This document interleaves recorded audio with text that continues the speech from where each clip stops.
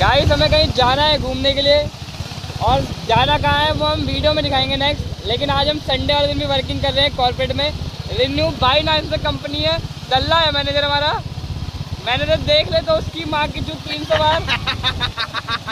मैं तो चाहता हूँ मैनेजर देख ले, कम से कम शर्म आए दल्ले को। और ये अपने प्रिंस भाई है, मेहनत ये भी बहुत मेहनत करता है ये हमारा भाई। ऑफिस वालों ने ऐसी लगा रखी है ना, जब हमने लगाने की बारी आई ना तो रोएंगे वो। बहुत बुरे वाले रोने वाले हैं।